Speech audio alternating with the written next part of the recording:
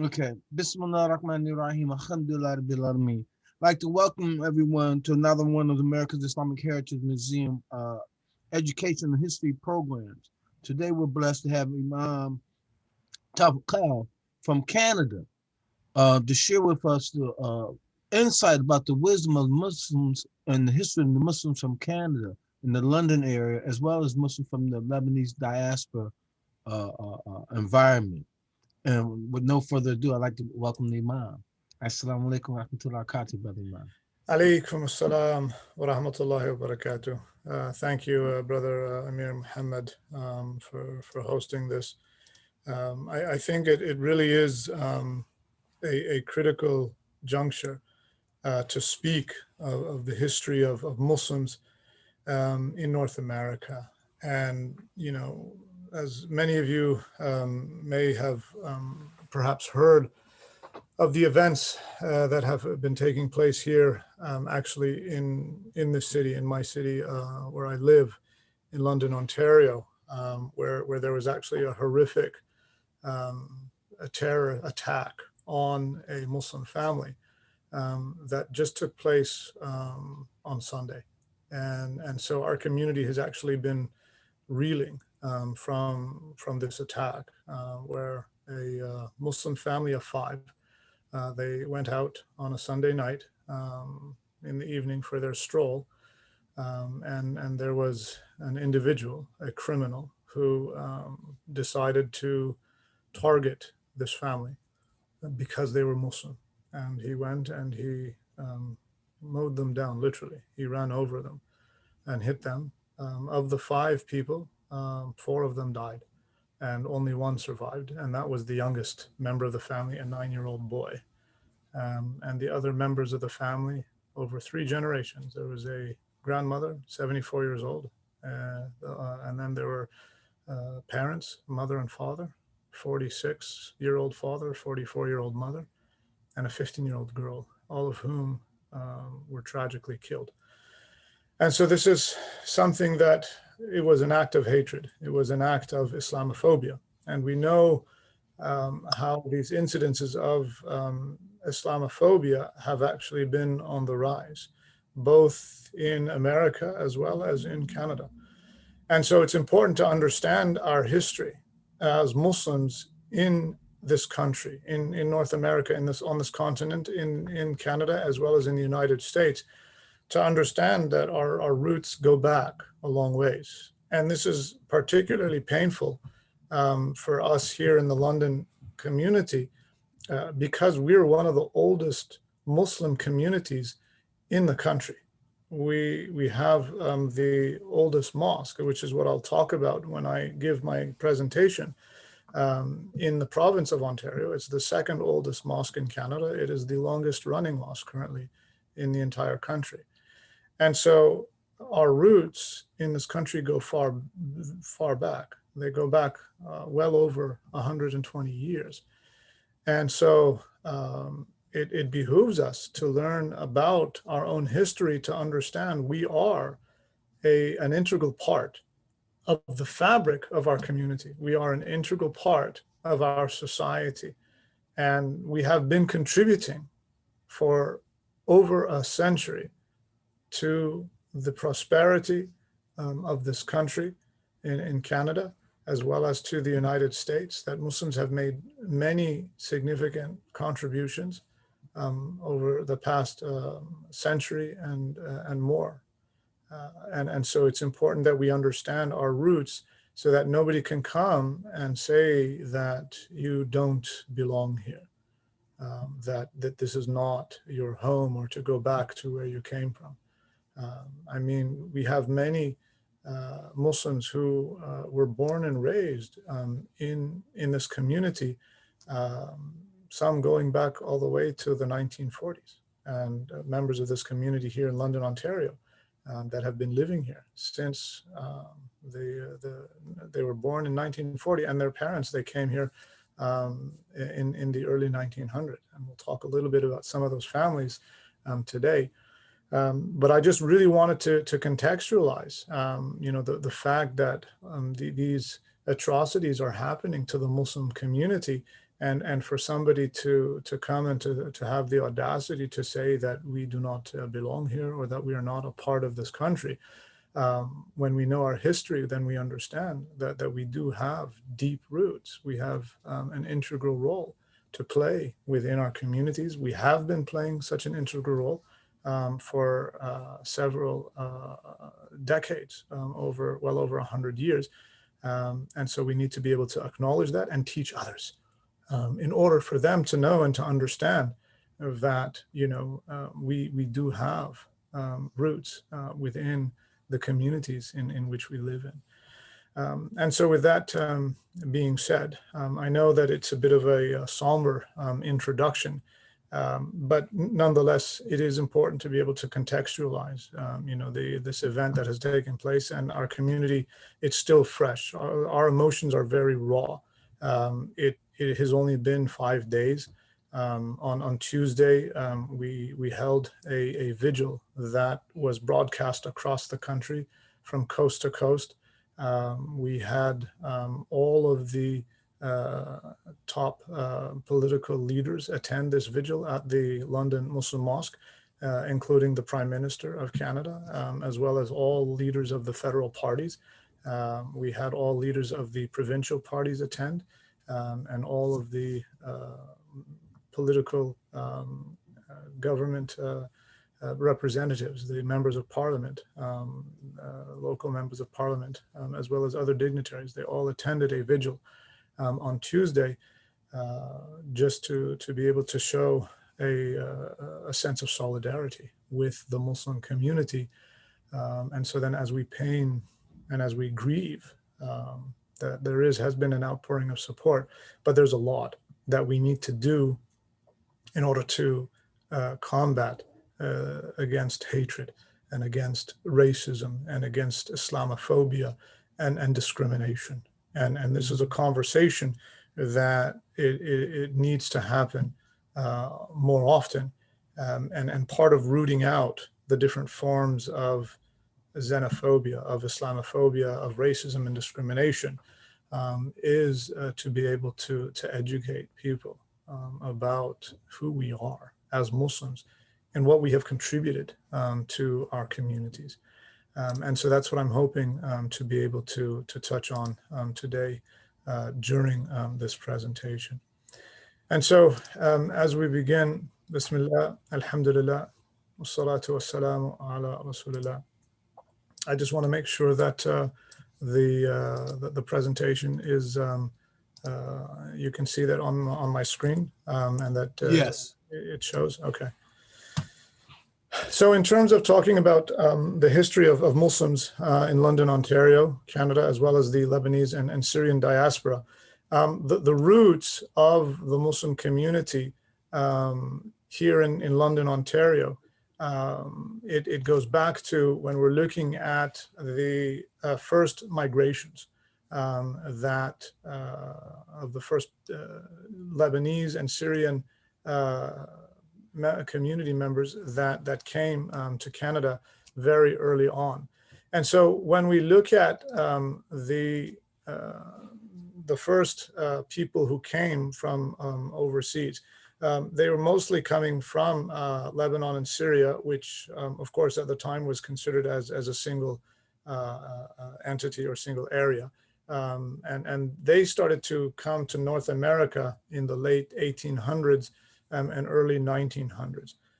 There are different estimates in terms of when the first Muslims arrived in London, Ontario. Some estimates say that the first Lebanese and Syrian immigrants came in 1899.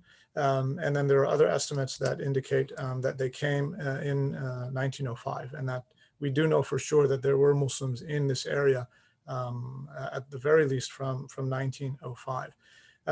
They came predominantly from an area in Lebanon, which is known as the Ba'a or the Biqa Valley. And so it consists of a number of different villages, Qar'un and Ba'lul.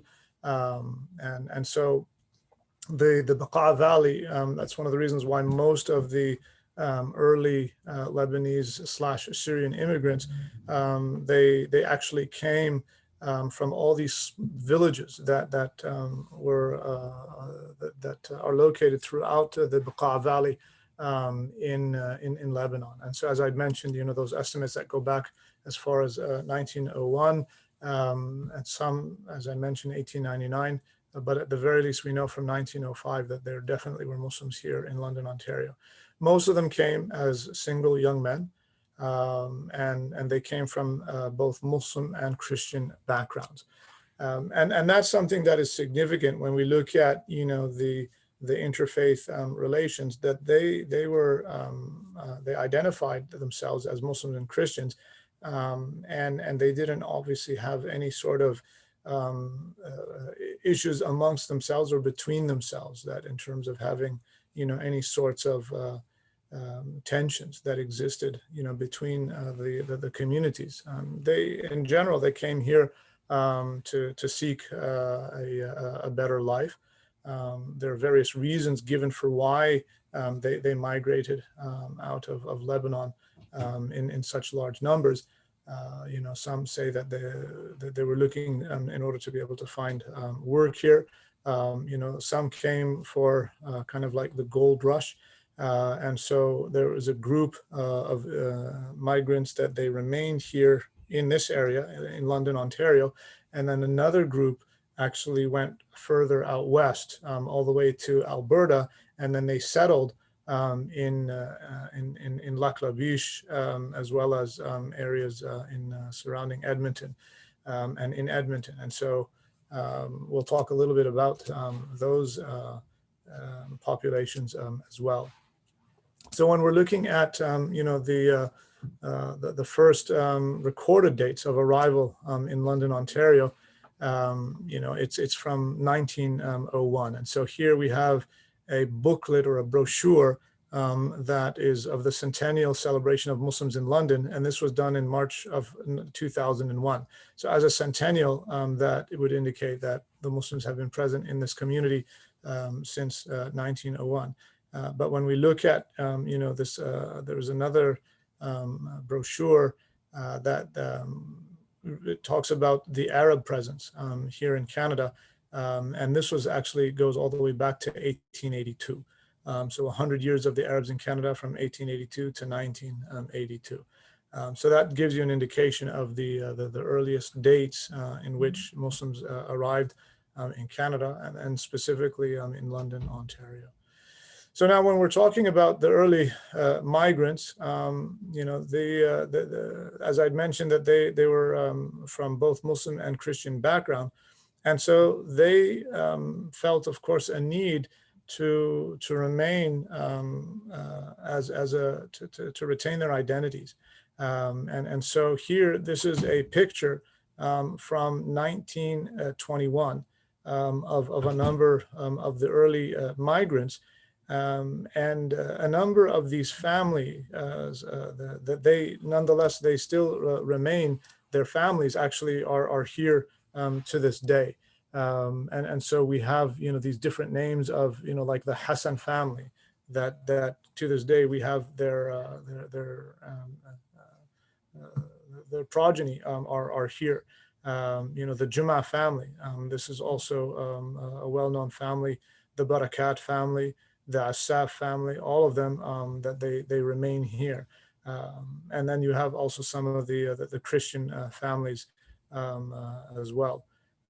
The Tarabin, you'll find that there are some people from the Tarabin family that they migrated to Edmonton as well. But this is just to kind of give you an idea of the background. And so they formulated a club as a means to help retain their roots and their cultural heritage and identity. And so this is a picture from 1921.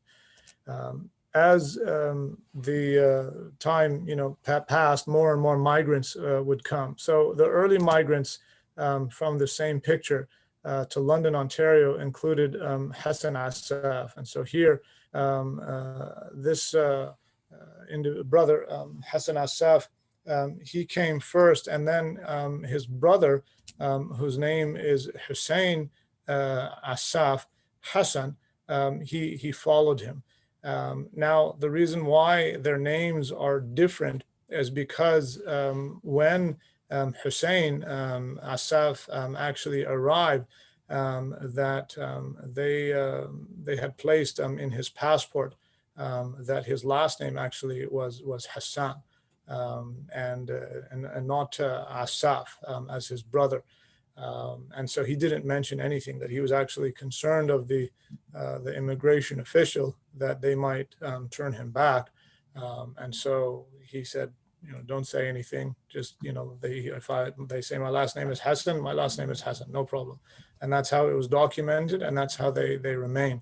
But they're actually the same family. The Hassan family and the Asaf family, they're actually both from the same family. And then we have the Juma family. So here we have Ahmed Juma, that is one of the early settlers in London, Ontario. And we have a number of members of the Juma family that remain within the community. So this also includes Saeed David Juma, who actually was a softball player. And there's a picture in the newspaper of him actually as a softball player.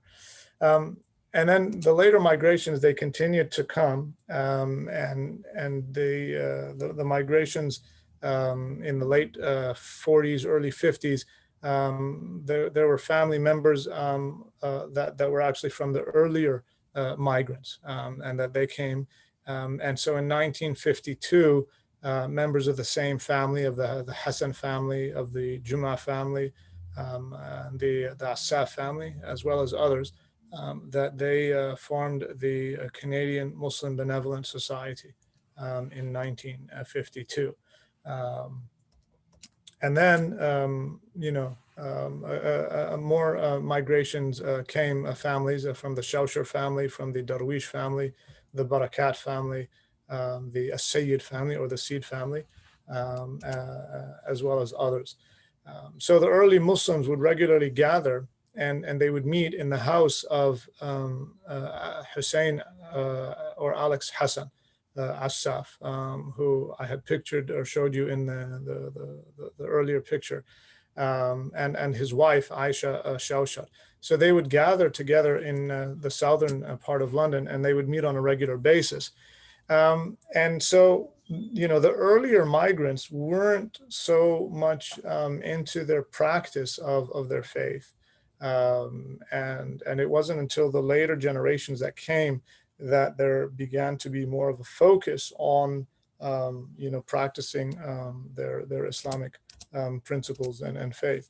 So it was in 1949 that the first adhan was called in London, Ontario, by Yahya Shawshar.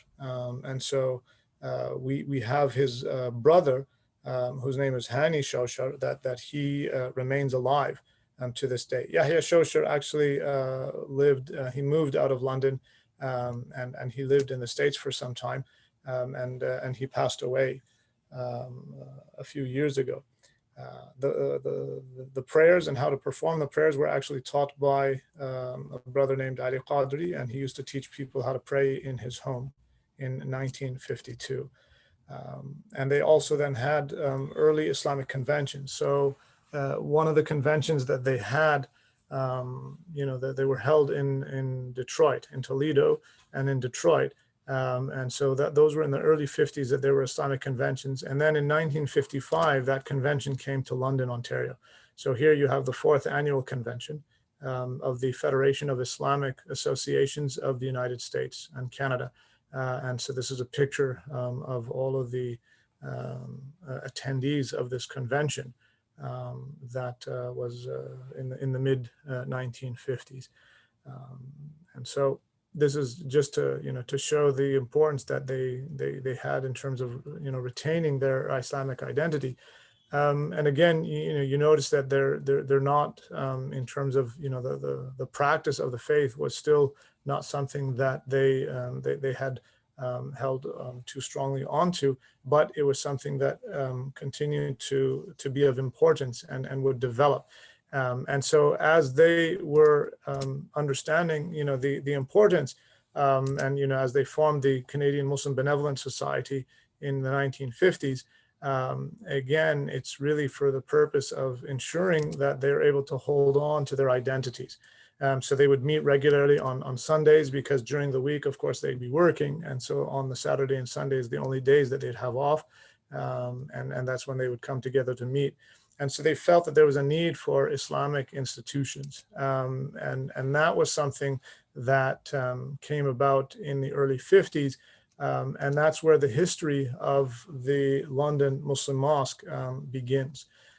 So it was actually in 1957 where a property was purchased on Oxford Street, which is where the London Muslim Mosque is located. And so the mosque was actually established in 1957. So the property was purchased, the land and the house, and then it was renovated to become the London Muslim Mosque. And so this is an early picture of that house that existed on the property. And this is then, instead of meeting at the house of Hussein Alex Hassan and his wife Aisha Shawshar, that they would come and they would meet in the mosque on Sundays. So what happened was in the late 50s, there was actually an accident that happened in the house. And so here we have one of our community elders that is actually talking about what took place. It's an interview with him. And so I'll just play a short clip where he speaks about the history of the London Muslim Mosque.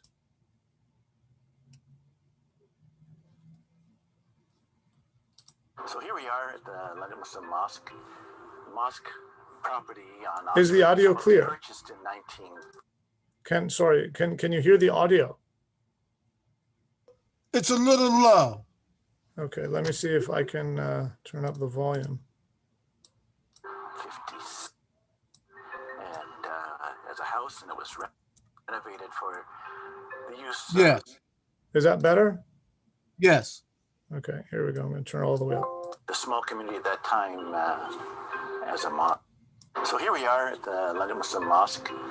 Mosque property on Oxford and Summit was purchased in 1957 and as a house, and it was renovated for the use of the small community at that time as a mosque and social gathering place for the small community. At that point, of course, it was the first mosque to be opened in the province of Ontario and the second mosque in Canada. And it was a very proud moment for the community at that time to have a place of worship and a meeting place for the community. We held prayers, Eid prayers, funerals, weddings in the house, which was destroyed by an accidental fire in 1961.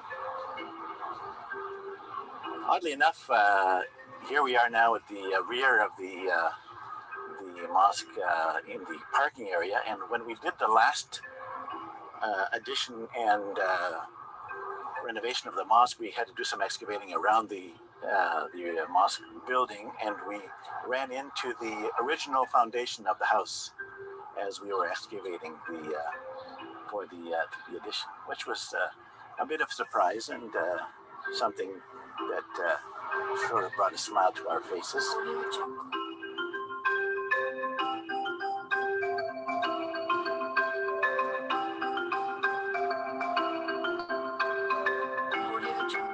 My name is Hussein Shawshar. I came from Karaoun village in Lebanon. I came with my mom and my two brothers, Yahya Shawshar and Hussein Shawshar, 1949. In the 1950, he did the first adhan, call for prayer. And this one started Canadian Muslim Benevolent Society on Sunday afternoon. And he explained to the Muslim, he invite them, the other gentlemen, older people with their family, we should have something for us. Our friends, they go to church, but we have nothing for your children. and we should have something to teach them about our religion. So when we arrived in London, there was no mosque or anything to gather. They used to gather at homes because there's only a few families. Then the community is getting, larger by the number. So we bought a house where the existing mosque now. So everybody donated, and we bought the building. And this way, what they understood, that building is to stay together, to pray together, to teach their children together, because some of them who came before us have children. And instead of go to somebody's residence, better to be in the house of God. This way, everybody share. So the property on Oxford Street was purchased in 1957. It was a house on the corner of Oxford and Summit. And the house was renovated. Some renovations were completed at the time to allow it to be used for a mosque, social and gatherings and for the prayer. What happened when we bought the house was a big house, but one of the students, a new immigrant, gave him room upstairs. He forgot the toaster and burned down. And then we were start to debate whether we should repair the old house or demolish it and build a mosque. There was many opinions at the time what we should do, but it's always, there's a saying in Arabic, if you don't have an older person, buy one, for their wisdom. So the older people were here, they were wise. After, I guess, some weeks or months of deliberation, it was decided that this mosque would be built. Audio Jungle. So the Muslim people, didn't matter which country they came from, they come pray together. They feel like they are one big family. And that's a good sign. And they were grateful Canada opened the door for them, that they can pray safe, secure. Audio Jungle.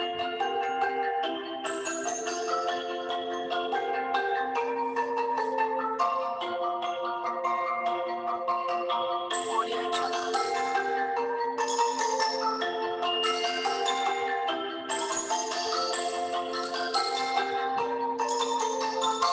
Audio Jungle.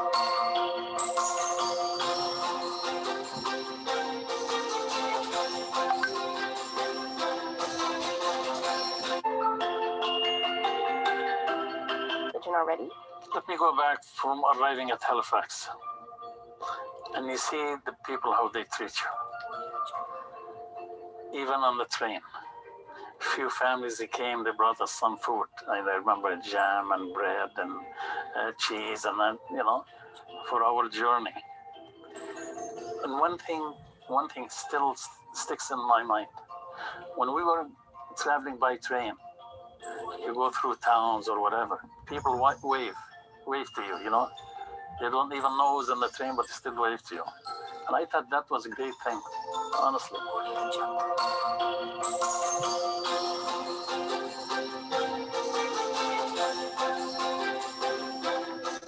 Since the opening of the mosque in 1964, it's been really a continuous growth of the community and its facilities.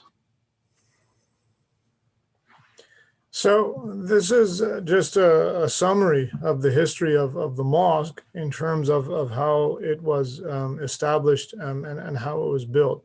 Now you notice that story that was told at the very end by one of the community leaders. So this leader here, his name is Adib Hassan, and he is one of the children of the earlier immigrants of Alex Hassan, or Hussein Hassan, who came, and so the other community leader, his name is Asim Fadl, he was talking about that story of when they rode the train from Halifax coming west towards London, and how as they'd be passing by through towns that people would be just waving at them. They don't know who's on the train, but they would wave at them.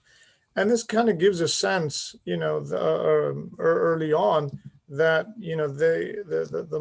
the communities really didn't necessarily feel a sense that they were different, but rather that they could see, you know, the humanity in them. And that's something that, you know, is important to be able to understand. But we do understand, though, nonetheless, that there are challenges that they would have experienced in terms of, you know, coming from a different land to a new, from their homes to a different land, and that there would require, you know, some adjustments and a certain level of assimilation in that respect. Now, there's sometimes you'll hear of there are debates about which is considered as the second mosque in all of Canada. So this here is a picture of Al Rashid Mosque, which is the first mosque in Canada, and that was opened in 1938. So the Rashid Mosque was the first mosque ever built in our country, in Canada. Currently, this structure, which was the original mosque, is now located in a historic park as a historical artifact. So it's no longer being used per se as a mosque, but rather it was lifted from its foundation and then moved to Fort Edmonton Historic Park. Now, the second mosque, there was the mosque that was built in Lac La Biche. And this mosque here was built in 1958. But if you recall from the video that the London Muslim Mosque was actually established in 1957.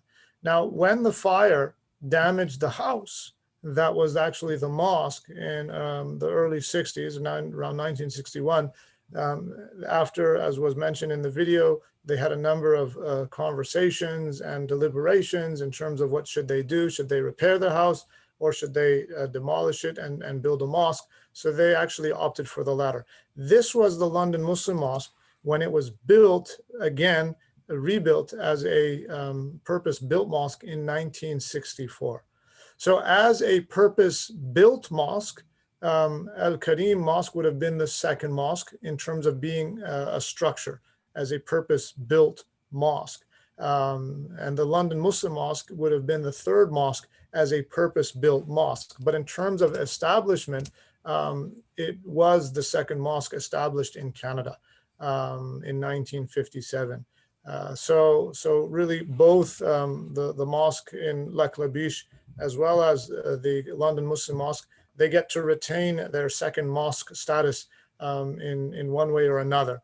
The second mosque established, which is the London Muslim Mosque, that predated the mosque in Lac La Biche.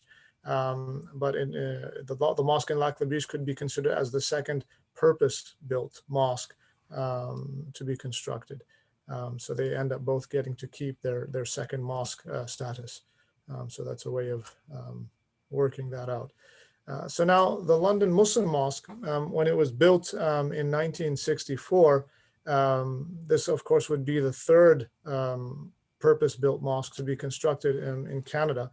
And over the years, there were a number of renovations that were done to the mosque. So this is what the mosque looked like on Oxford Street. There's an entrance here off to the side. And we still, the mosque still has the original plaques that were on the walls of the entrance of the mosque from 1964. But then as the community grew, then there were renovations that were made to the mosques. There were additions to the mosque in terms of adding a school, adding a gymnasium. We'll talk about that in a moment. And even in terms of raising the structure, the roof of the mosque, that they actually raised up the roof of the mosque by about 4 feet when they were renovating it. But the mosque itself, the structure, it still nonetheless remains, the original mosque structure is still being used. And so that's what makes the London Muslim Mosque the longest running mosque in all of Canada, it continues to be used in terms of the original building, even though there are renovations that were made, unlike, for example, the Rashid Mosque, which was moved into a historic park, and then another mosque was built much later in its place. And so that's what makes the London Muslim Mosque the longest running mosque in all of Canada. So this is actually just another, it's a short video. We don't have to play the entire thing, but it actually shows the construction of the mosque, of the London Muslim Mosque in 1964. And so you can see, the age of the footage. It's over 50 years old, and it shows pictures of the early community members laying the foundation, for the mosque, and really building that legacy for generations to come. And so this is something that you can see how this was a matter that brought so many of the Muslims together, and this was something that they were proud to do in terms of being able to establish that legacy. The number of Muslims from that time was actually very few. And so when the mosque first opened up in 1964, the mayor of London was actually present for the opening of the mosque. And he asked, his name was Gord Stronach, and he asked, the Muslim community leaders at the time, why did you make the mosque so large? When the entire community could literally fit into the corner of the mosque, that there weren't that many families, and the mosque prayer space is around at the time is around 800 square feet, and so that's 800 square meters, and so that's quite a large area for people to be able to worship in. And so with that large space, he was wondering, well, why is it that that it's so big and you're only a few families? And the response was that we're thinking about the generations to come, that we want to consider the expansion of the Muslim community, knowing that now the numbers are few. But in the future, the numbers will increase. And so then the needs for the community will also increase. And now here we are today, 50 plus years later, that, the Muslim community in London, Ontario numbers around 40,000. And so that represents around close to 10%. If not a little bit over 10% of the population of London, Ontario. So London currently has around 385,000, a population of 385,000, and the Muslims would easily make up around 8 to 10% of that population. But it gives a sense that the Muslims at the time that they have a vision, that they want to preserve their identity for not only for themselves, but for their future generations, for their children and for their grandchildren, and for the other Muslims who would end up migrating to Canada. So when we're looking at some of the pioneers, I had mentioned, Alex Hussein Assaf, who arrived in London after his brother. And he married a woman whose name was Fatima Shawshar in 1939. And they had a son whose name is Hani Hassan in 1940. So Hani Hassan, he's actually, he was actually the chair of the board of directors of the local university of Western University for a period of time. And so, to have someone of Middle Eastern descent being born and raised in Canada from the 1940s was something extraordinary, because most immigrants, they came in the 60s and the 70s, and then they had their children. And so then you might be able to find, children of Middle Eastern descent born in the 1960s or the 1970s, the first born in Canada. Whereas here you have from 1940, a Londoner that was born and raised that had a Middle Eastern background. So this is Hussein Assaf. This is from 1921, and this is the same Hussein Assaf in 1940. And so here you have Fatima Shawshar. That was the wife of Hussein Assaf. And this is Hani Hassan. So this is him today. He remains alive, thankfully, and is still remains active in our community. So he's considered as, of course, one of our community elders that is highly respected. So he was actually the one that wrote the bylaws for the Canadian Muslim Benevolent Society in 1952. Now, you might think that that's a bit odd that he was born in 1940, and at the age of 12 years old, he was writing the bylaws for the Canadian Muslim Benevolent Society. But that's exactly what he did. So even at such a young age, he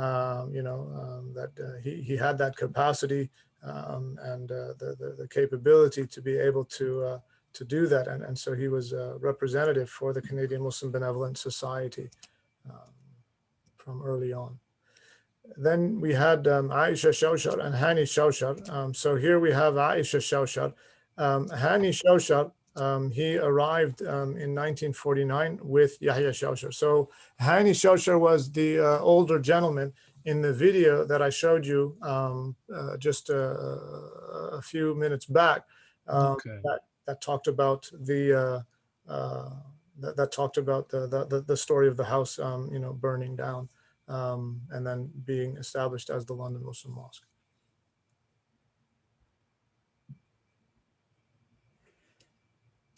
Brother Amir, was there something that?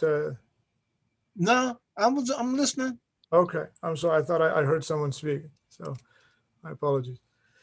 When Hani Shawshar, he arrived in 1949, he's also alive today, and this is a picture of myself with. We call him Ammo Hani because of his the respect that we accord to him. And so I actually went and I visited him in his house, and he showed me and gave me all the different pictures and posters that he had, and he's got quite a collection of all of the different letters and documents of the Muslim community from the time that since he arrived in London, Ontario. And so we're very grateful still to have amongst us some of the pioneers of the Muslim community. So he also, this is a picture of him again from the video. So he actually also authored a book on the history of Muslims in London, Ontario, called Now and Then. It's a historical overview of the Muslim and Arab communities. And so he authored this book and talked a lot about the early history of the Muslim community. And I believe, Amir, you have a copy of the book, a signed copy of the book from Mr. Hani Shawshar. Alhamdulillah. When we're looking at, this is Saeed Juma, and so he actually played softball. And so here he is as a member of the London Alerts softball team. So it shows, their integration into the Canadian society, into the community. And as you know, and this is a picture of him here as well, as an older gentleman, Saeed Juma, who was a member of the softball team. And so this was from 1930. So it just shows, this is from 1921, and this is from the 1930s. We have here, this is Muhammad Juma. And so this is Muhammad Juma, who also is one of the community elders that we're grateful that he is alive and remains with us. And so he, Muhammad Najib Juma, arrived in 1953. And so his children actually remain, of course, active in the mosque community. His son was one of the chairmen of the board of directors of the mosque for quite a period of time. and him and his family, they remain quite active in the mosque community. So in terms of, Islam and culture, this is something that when we look at the religion of Islam, this is a quote from Dr. Omar Farooq Abdullah in his article, Islam and the Cultural Imperative. And he said that for centuries, Islamic civilization harmonized indigenous forms of cultural expression with the universal norms of its sacred law. In history, Islam showed itself to be culturally friendly, and in that regard has been likened to crystal clear water. Its river, its waters, Islam, are pure, sweet, and life-giving, but having no color of their own, reflect the bedrock of the indigenous culture over which they flow. And so in China, Islam looked Chinese. In Mali, it looked African. And so in Canada, it looked Canadian. And this is really part of that, building that Islamic identity, and this is something that's so important for our generations today that are born and raised in Canada. Those things that are usually associated with Canadian culture, with the love of hockey, right? So, the Juma family, I mean, that tradition of hockey is very much alive. We have one of the famous hockey players who used to be with the Toronto Maple Leafs and is now with the Colorado Avalanche, Nazem Kadri. And so he's a Londoner. He was born and raised here, and his family, they remain here, the Kadri family. And so, that they take on aspects and elements of this culture, while nonetheless retaining, their identity as Muslims.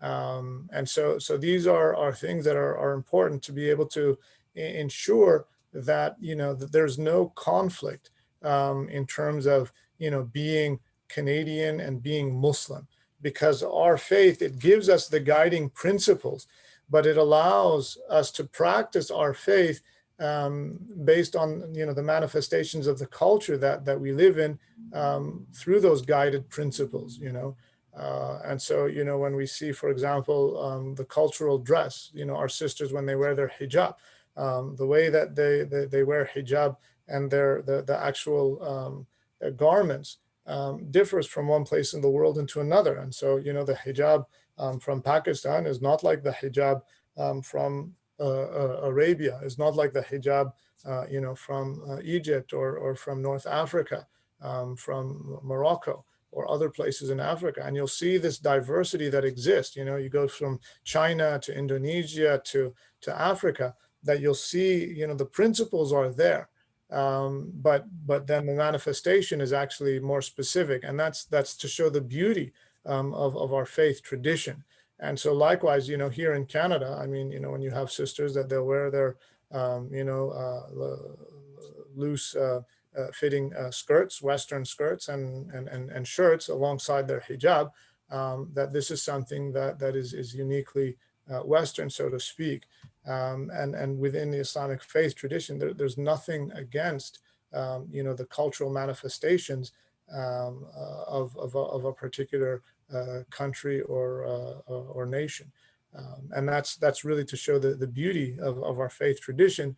And we're able to hold on to our Islamic identity and at the same time onto our Canadian identity, right? So I love maple syrup. It's one of the Canadian tradition. Maple syrup and pancakes. So this is a part of my identity and who I am as a Canadian, and there's no conflict in that. When we look at Islam in Canada and the history of Islam in Canada, there's a great website. It's called anewlife.ca, and it talks about the Muslim experience in Canada. And it talks about how, the population of Muslims grew and the experience of Muslims, from early on. So in 1991, there were 253,000 Muslims in Canada. In a matter of 10 years, it increased by 129%. So there were close to 580,000 Muslims. By 2011, there was 1.1 close to 1.1 million Muslims, and now, in 2019, if we the latest census was actually done this year, So if you notice, it's only every 10 years that they do a census. Right. And so then the most recent census was done this year in 2021. The results of that census still haven't been published, as they're still collecting the data, but we'll get a sense of how many Muslims are in Canada.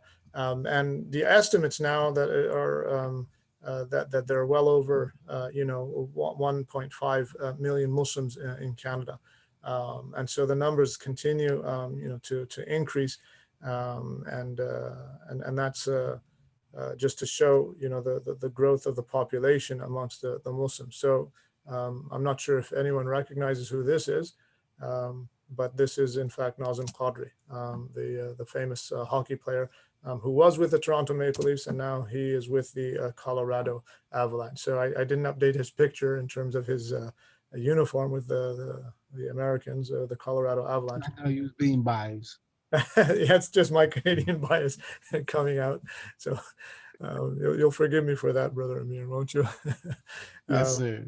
Alhamdulillah. And so here, every October, this has actually been something that has been declared by the government of Canada, that October represents Islamic Heritage Month. And so there's an Islamic History Month Canada that takes place in October. And in Ontario, the province of Ontario, we have what's called Islamic Heritage Month. Again, is to celebrate the contributions of Muslims in this country. And so here, is we have an example of all of the different areas and sectors within Canadian society that Muslims have contributed to. So here we have the late Wafa Dabagh, Allah yarhamha, who she was actually a lieutenant commander in the Royal Canadian Navy. And you can see her wearing her hijab while in her Navy uniform. Here we have Sister Amira Al-Ghawabi, who she is a human rights activist now.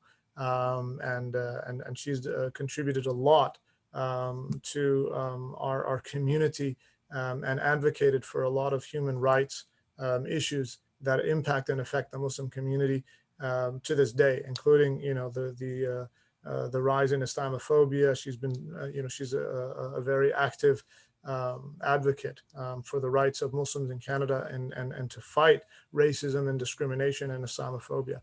Here we have the Honorable Ahmed Hussein, who is actually a minister in the current government. So here it lists him as the Minister of Immigration, Refugees and Citizenship, but he's actually now the Immigration of Family Service, which is a much larger portfolio within the Canadian government. And his accomplishments are actually quite extraordinary. And so we have many different Canadians in all different walks, whether it's a senator, whether it's in sports, whether it's in media. Janella Massa, she's a reporter with a Toronto television station with the City News TV.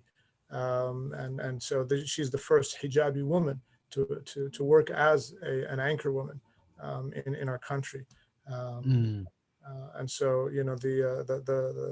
the former Attorney General of the province of Ontario was a Muslim.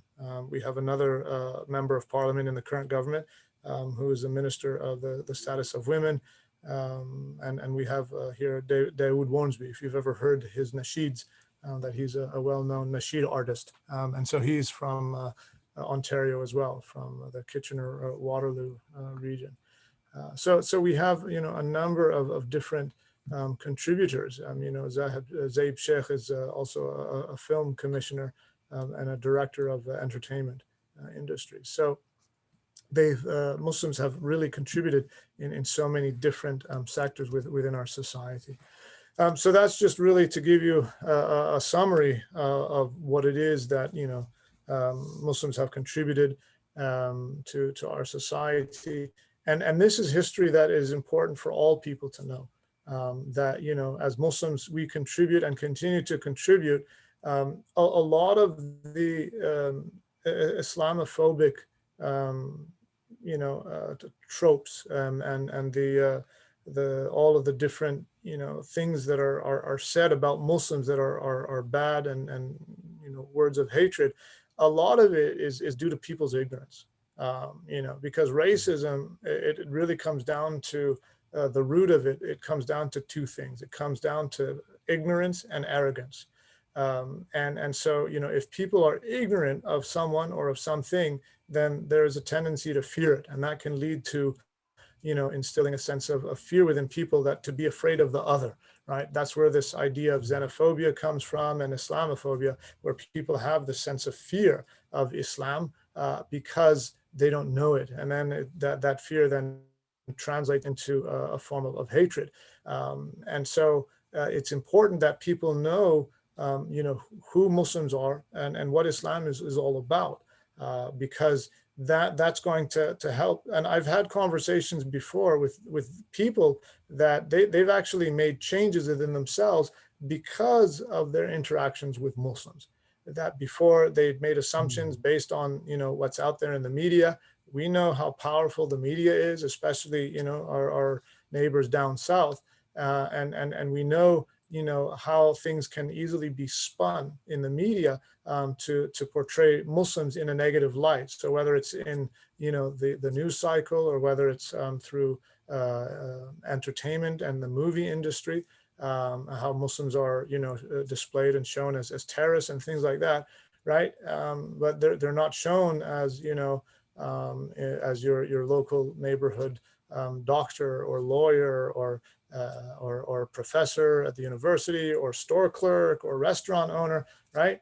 That, it just to see the everyday interactions that, with Muslims is something that makes a difference. And that's really our role as Muslims within the society that we live in, is to be able to facilitate those types of interactions with people who really don't know the Muslim community and don't know about the roots of Muslims in this country.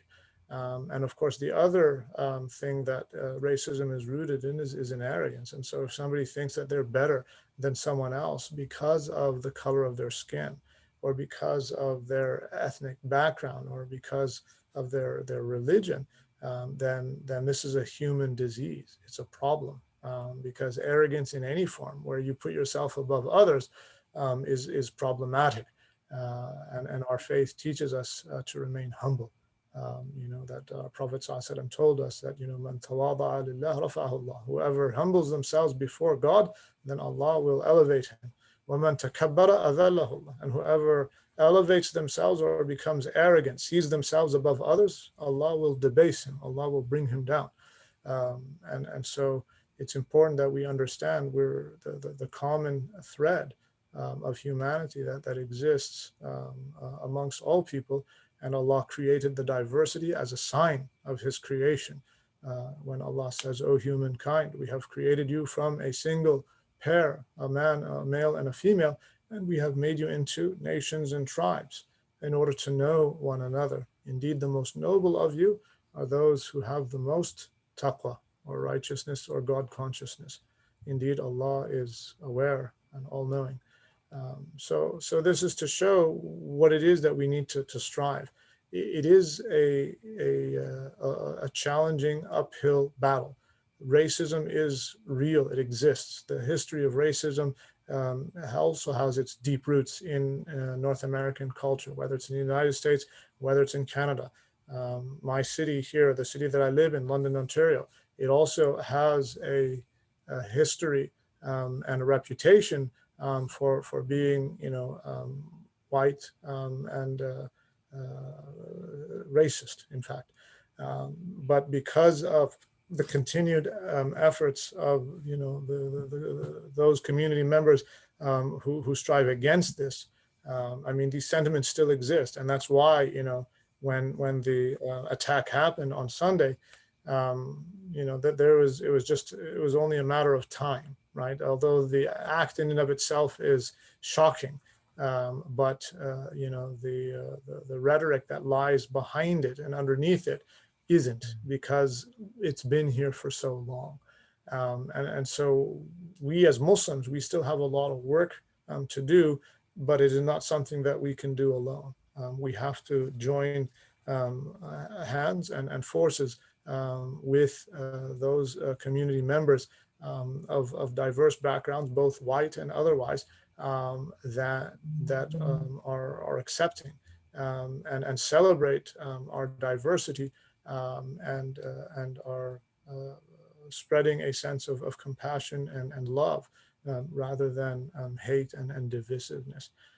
So we do have a lot of work that needs to be done, but we have hope in Allah subhanahu wa ta'ala that we will be able to make an impact.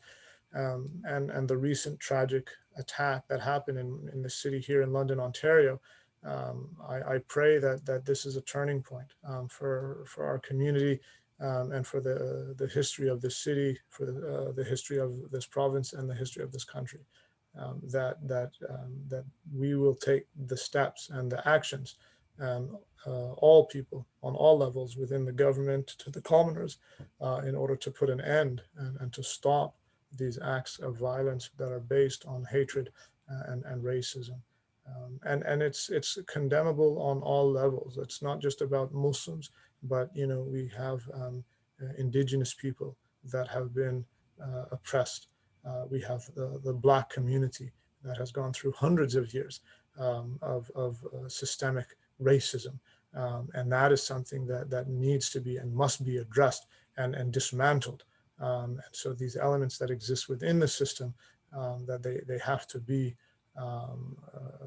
dismantled as steps to rectify our societies in order for us to be able to live with one another with a sense of peace and security.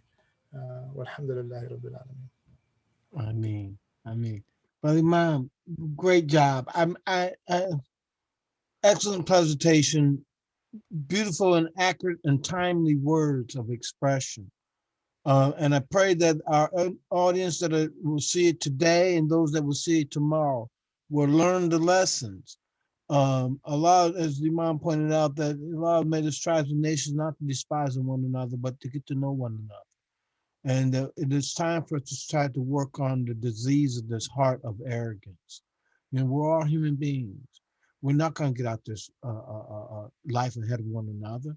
It is our righteousness and our goodness and good deeds that will earn us a place in the home of Allah in the hereafter. And I appreciate the insight, about the Lebanese and the Syrian experience, because our next presentation is going to be with the brothers that wound up from the Lebanese Syrian experience and wound up going to Cedar Rapids, right. Iowa, and Ross, North Dakota, which is the same community. Yeah. That's actually where the first mosque was built, right? In Cedar Rapids, Iowa. Yeah. Right. So the first mosque in North America was built there. And I think that for many African Americans, and we didn't elaborate, but maybe one day we'll elaborate a little bit more, is that the Lebanese experience, their diaspora, they're spread all throughout the world. I know if they go onto our YouTube, a couple summers ago, you did a presentation and you elaborated a little bit more on them going into South America and the other areas where they came from. Yeah. So it gives the people appreciation of the cause and effects that we're living in today from yesterday's reactions and deeds of hatred and bigotry. Yeah. Alhamdulillah. Were there any questions? We have anybody have any questions? I see none in the chat box. We look like we pretty good, Brother Imam. You did an excellent job, as always. Any closing comments or closing thoughts? Really, I want to take a moment to remember, all of the victims that have suffered because of racism and discrimination in our societies, in Canada, as well as in the United States. We have a number members of our community whose lives were taken because they identified themselves as Muslims. And we also need to remember the victims outside of the Muslim community whose lives were taken or who were oppressed because of the color of their skin or because of their ethnic background. And this is something that, you know, we remember in order for us to be able to take the steps to stop these forms of discrimination and of hatred. And that at the end of the day, it's about upholding the rights of human beings, upholding the dignity that Allah has given every single one of us as human beings. And so, you know, part of the struggle is to educate others. We educate ourselves, and then we take that message to others, and that we continue to strive to be contributing members to our societies in the best of possible ways. And this is in following the sunnah of our beloved Messenger, sallallahu alaihi wasallam, who won the hearts of so many people just based on his character, just based on his sublime and lofty character. And the values of our faith tradition are many are the same values that people in North America also hold to. The values of compassion and of mercy and of justice and of wisdom and of courage. You know, these are all essential human values that our faith tradition teaches us.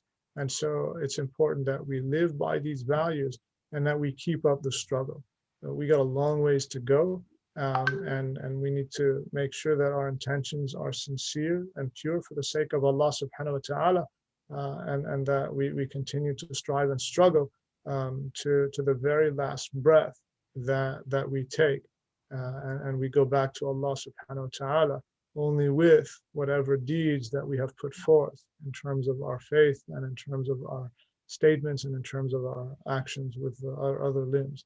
And so I ask Allah subhanahu wa ta'ala to allow us to be beacons of light during these times of darkness. I ask Allah subhanahu wa ta'ala to make our hearts firm in our faith and in terms of our identity as Muslims, and that we do never cower to any form of aggression to threaten or to frighten us to hide our Muslim identity.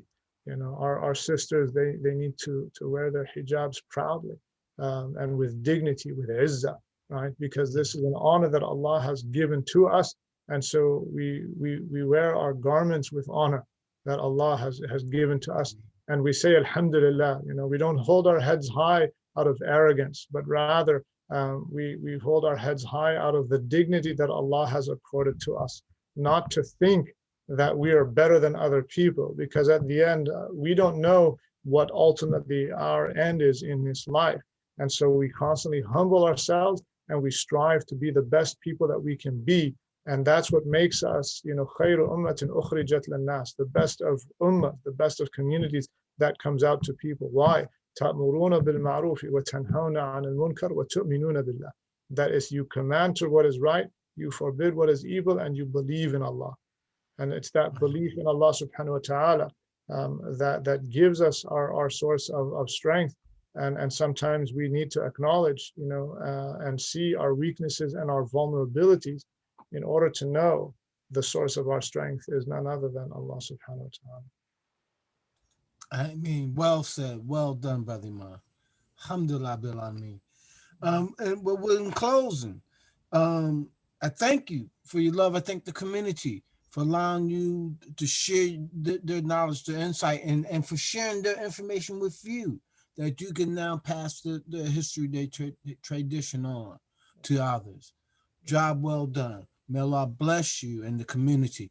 And we do also appreciate that Canada, as you pointed out, honors all throughout the country, honor October as Islamic Heritage Month.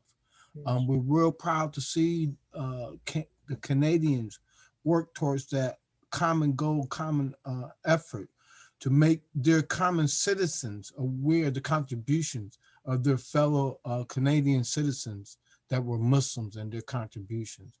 I think that's a very admirable. Here in the states, Washington, D.C. has been doing it for the last 15 years and a few other cities. But I do hope and pray that that will catch on all throughout North America Inshallah. so that we can come to learn to get to know one another and appreciate each other's history. Absolutely. Alhamdulillah. Alhamdulillah. Okay, brother man, we're going to end in Asa. Walas and Nelson of the Fikus on the Aminu Salihati, Watawasa, Bahaki, Watawasa, the Sabah. I mean, thank you, brother Imam, and Allah reward you and bless you. Ameen. Ameen. And likewise to you, brother Ameen. Alhamdulillah. It was good seeing you. Alhamdulillah. Good seeing you again, my brother. And I'm coming to London. We're coming. Yes, My please. experience with London is an experience of diversity and beauty and Muslim food and restaurants. I'm not aware of the racism and the bigotry, but I'm aware of the love and the Lebanese Syrian hospitality and beauty. MashaAllah. Alhamdulillah. And that's the love and the hospitality that we need to spread to everyone. So alhamdulillah. Alhamdulillah. Alhamdulillah. Jazakallah. Assalamu alaikum. Take care. Alaykum salam wa rahmatullahi wa barakatuh. Take care.